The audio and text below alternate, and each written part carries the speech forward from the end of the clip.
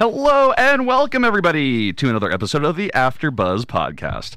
My name is Nico at Jimmy and your host of the After Buzz, and of course with me is Buzz Adams. Hello. So what's going on with you, mister? You're going to get your first colonoscopy soon, right? Yeah, I don't know when. I haven't set up the appointment, but I'm not looking forward to it. And not because of the colonoscopy. Because of the day before you get your colonoscopy, you can't eat anything, and you have to drink a bunch of stuff that's just going to clear you out. And I guess the stuff they give you to drink is pretty nasty. Yeah. Everybody's telling me that's the worst part of a colonoscopy. Yeah, it's a very... The problem is it doesn't taste great, and it's a large quantity. Ugh, man. Generally. Yeah. Oh, that's it. Okay. Now, just... You're not looking forward to this, right? The procedure, I'm told, they just knock you out, and you wake up and you feel completely rested because they've knocked you out so thoroughly. So it sounds like... And it's an outpatient procedure, so it's in as well. It's out and in. It's inpatient. In and out. All right. Well, on today's episode of the After Buzz, we're going to be talking about Meinertzhagen's Haversack. What? Meinertzhagen's Haversack. All right. Meinertzhagen's Haversack is a reference to the Haversack ruse. Now, I just learned what a haversack was. I guess it was an envelope or a type of carry-on case, like an early briefcase that in the early 1900s, late 1800s, people would use to keep documents and things. I have never heard of this thing you're talking about. A haversack? Never. Why don't you Google haversack? It's in front of me, so you can get a picture of it. Because all one word? Yeah. Because you're a visual man. Oh, it's like a duffel. Right. I mean, haversack bag. Right. Yeah, so you know what it looks like now. Some of them are made out of canvas. It looks like some are made out of leather. It's what you would think a laptop bag kind of looks like today. Okay. So, how do you come up with your topics? I find things that I think is interesting. Actually, this one comes from... What's interesting about a bag? We're going to talk about a bag? Well, how the bag was used by Richard Meinertzhagen. So, the Meinertzhagen's Haversack is a reference to the Haversack ruse. It was a military deception tactic used by British Colonel Richard Meinertzhagen during World War I. I'm leaving open the possibility that you're making all this up. I'm not. Why would you? Why? Just what sounds made up about this? The guy's name? It's German. That there's a thing called haversack, and I've never You just even heard Googled it. Well, you're not a very well-read person. Okay, sure. You don't even know what a haversack is. I don't. When did you find out what a haversack is? I've known for generations now. For generations? Yes. Well, that's impossible. Oh, our family passes a haversack down from one, of course, from the youngest to Jimian. Is it loaded with escargot for Christmas? Okay, shut the fuck up. So I thought this was really interesting because it's actually a form of Meinertzhagen's Haversack. Haversack. Right. Okay, so it actually refers to the tactic of how the military deceives their opponents. I don't know if you're super familiar with how the Ottoman Empire kind of fell. No, it's too Byzantine for me to figure out.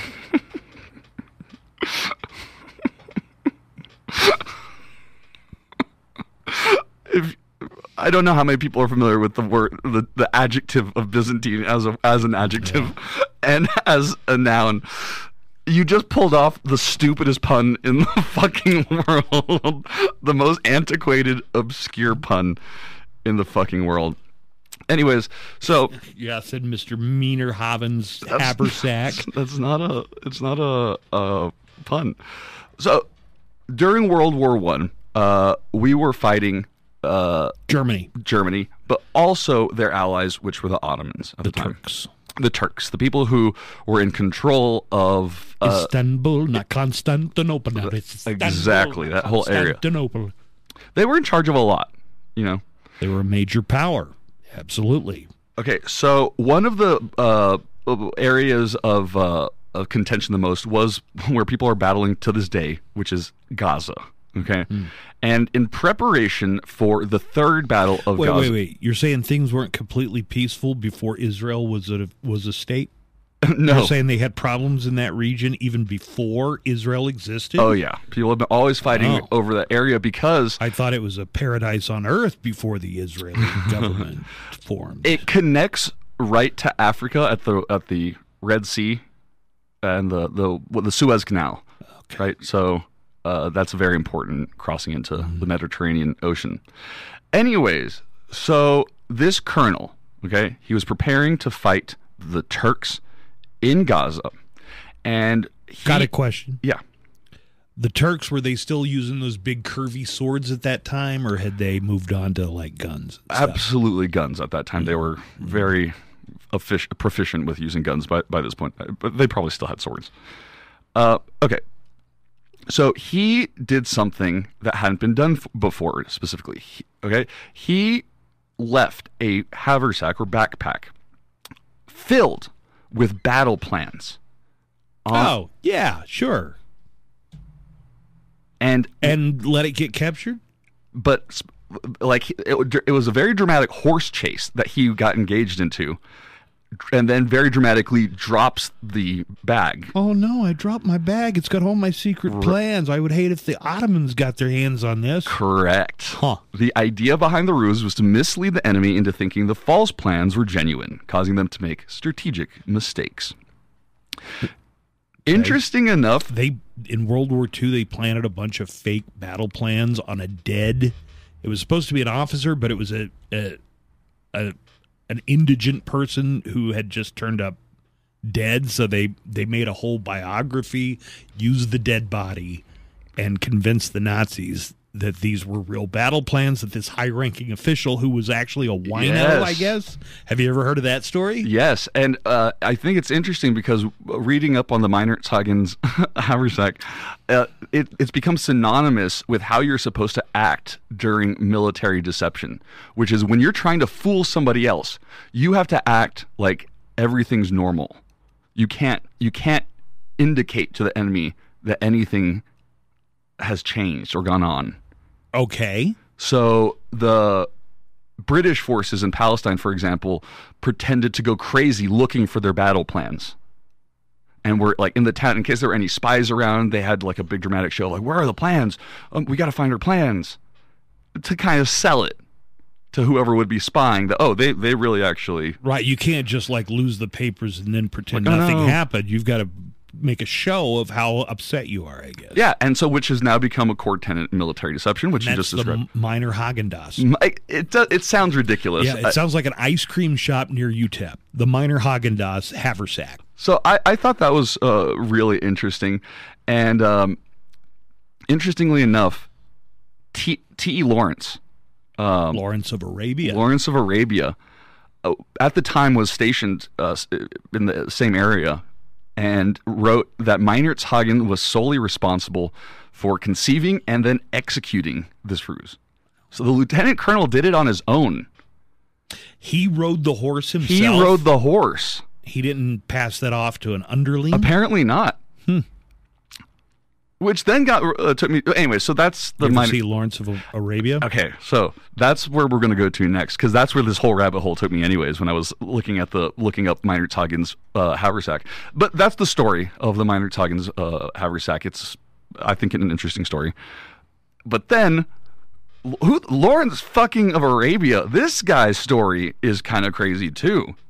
Yeah, so is Peter O'Toole's. He pulls off a double dong name, Peter and O'Toole. Yeah. The only thing greater is the legendary triple dong name. Who? Penis Dong Willie. Willie Penis Dong. Willie Penis Dong. Yeah. He was part Peter O'Toole, Korean, right? Still pretty good. Right. Dick Butkus. That doesn't make sense. Peter O'Toole played him in the movie, right? But God, it's a boring movie. I mean, in my opinion, I know it's beautifully shot, cinematography. They were using these new fancy Technicolor cameras. Beautiful movie, What a snooze fest. Can you describe what Lawrence Arabia was doing at the time? What he did? It was British military. Okay. He was making inroads with some of the local nomadic chieftains and different tribes in the region. Correct. Mm-hmm. He was According to the movie. He was a liaison officer to all of these Bedouin tribes that were still living semi-nomadically around Arabia. They still are to this day. To this day, correct. Yeah. With the help of their dromedaries. Right. Do you know what a dromedary is? Is it the... What is a dromedary? Mr. Of course. Huygen Monner Foster? It's the priest who summons the oasis water that all the camels drink from. Dromedary is a camel. See? You're wrong. It was camel related. Do you know how white T.E. Lawrence was comparatively? I know how white Peter O'Toole was. He looked very white, but is he one of the first Westerners to ever visit Mecca? You know, you're only allowed to go to Mecca if you're Muslim. Good question. Was T.E. Lawrence one of the first Westerners to visit Mecca?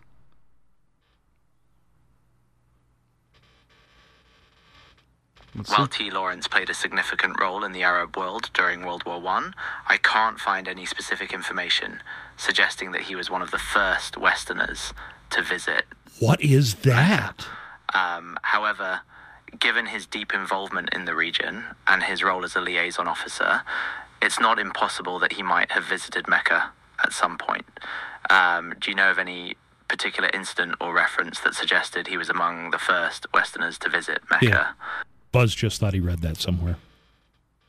Is that an AI? No, I just thought I read it somewhere. Is that an AI?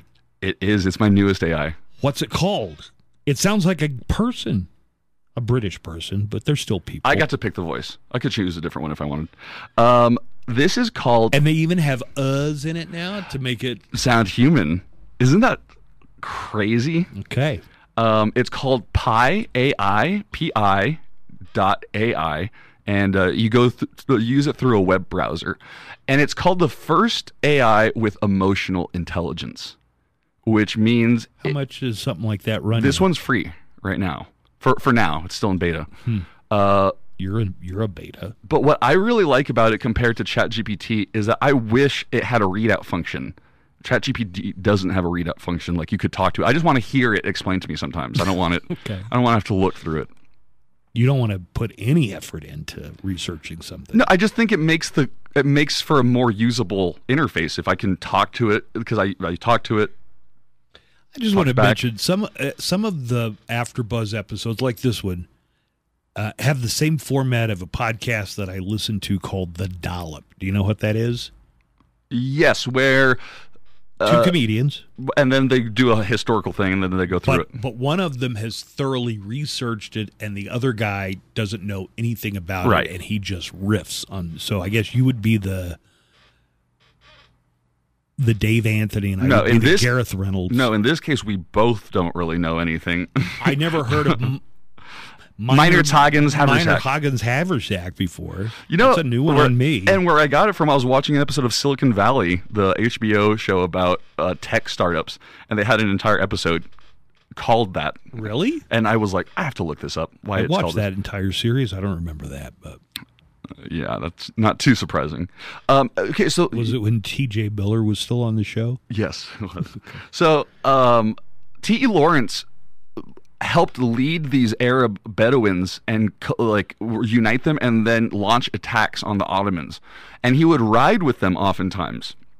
But he was so pale that you would think, oh, well, he's going to stand out immediately. But what he did, there's actually a certain group of a Middle Eastern area where there are very light-skinned blonde-haired mm-hmm. Arabs. Afghanistan is one of those regions. I mean, I don't know if it's the same one you're referencing, but there are some some Arabs in Afghanistan with very Caucasoid physical traits. And I'm trying to think of the exact area's name. God, that would have been Yeah, I can't find it right what now. the area is called. What the exact area Probably is just called. like Omaha or something. It's not an actual country. It's just a geographic area that crosses country borders. But like a lot of the people there speak Arabic. They sound Arabic. A lot of them might be with militias even right now against the United States. And you would think, whoa, that ginger does not look like he should be fighting with them. All right, so T.E. Lawrence was Said that able to kind of blend in as one of them with these folks. And he spoke Arabic. Uh-huh. And he would just say, I'm this race of people. And and then led these Arab attacks. And I had no idea that he was a real person, you know? You didn't? No, I'm strangely ignorant of that. I just thought it was a good story for the movie. Oh, you're mouthing boring as fuck. Was it that a Cecil B. DeMille too? I think that was a Cecil B. DeMille. It was very epic, so I wouldn't be surprised. But I don't know. Apparently, he was also a propagandist and used his skill writing to promote Arab propaganda and gain their support. He was really good at guerrilla warfare. They did sabotage and hit and run attacks, and then after the war, he participated in the Paris Peace Conference to help the Arab nations become independent. So, interesting story. Nice little rabbit hole. Guess so. Yeah. So let me know if anybody out there has anything to add to our conversation. I got something to add. Yeah. Peter O'Toole never won an Oscar, but he was awarded an honorary Oscar before he think passed away. He might have shared a record with somebody. He'd been nominated several times, and then had never won. Glenn Close is another one. She's been one of the few people that has been nominated the most, but I think she has a record actually, and has never won. She's great. Was Peter O'Toole also known as a terrible father? I'm not sure about that. Yeah, I don't know. Who were the other standout? They called him a tool, though, so maybe my that's God. what's confusing you. Who were the other standout actors in the era at that time? Laurence Olivier, Richard Burton. He was the gay John one, right? Gielgud. No, Richard Burton was married to Liz Taylor. No, Oh yeah. Richard Burton was married to Liz Taylor. Who was the one that was always Rockford or Rock Hudson. Rock Hudson was the gay one, right? Yeah, but he wasn't in movies of such epic scale as Lawrence Arabia. He was in a lot of rom-coms with Doris Day and Tony Randall. Oh, That that's was interesting. Rock Hudson. Who played the Pink Panther? Peter Sellers. Peter Sellers. Was he known as a bad father? Yes. I think there were reports that his children thought he was emotionally unavailable and neglectful. So if you're just looking for me to rat out old-timey actors, No, I'm not looking to rat out. let's let Peter Sellers have it. I specifically read an entire article. Peter Sellers would also be a great name for a gay prostitution business. Come on down to Peter Sellers. We got all kinds of Peters. Big ones, small ones, wrinkly ones. Black, white, yellow, all of them. You want to talk to Duke and let's see if we can Peter Sellers? do a little ad for Peter Sellers? No. Anyways, I read an article about these actors, and they all had kids that became famous for the neglect, I guess, or the Bing Crosby, the old crooner from the 30s and 40s, was supposed to be a really bad dad. Do you think I think it's the drinking and the lifestyle, probably. Yeah, it probably doesn't help, you know. Like, imagine being Elizabeth Taylor's kids. Gosh, did Elizabeth Taylor have kids? I don't know if she did or not. She has a perfume. White diamonds. White diamonds. All right, that's going to do it. Liz Taylor. Let us know what you think about Meinertzhagen's Haversack or T.E. Lawrence. Meinertzhagen's Haversack. What's the neckline again? Neckline number is 844-805 neck 844-805-6325. All right, and don't forget to listen to the Buzz Adams Morning Show Monday through Friday, 6 to 10 a.m. It's been a hot show recently. Very hot, Mountain Standard Time. We'll talk to you next time.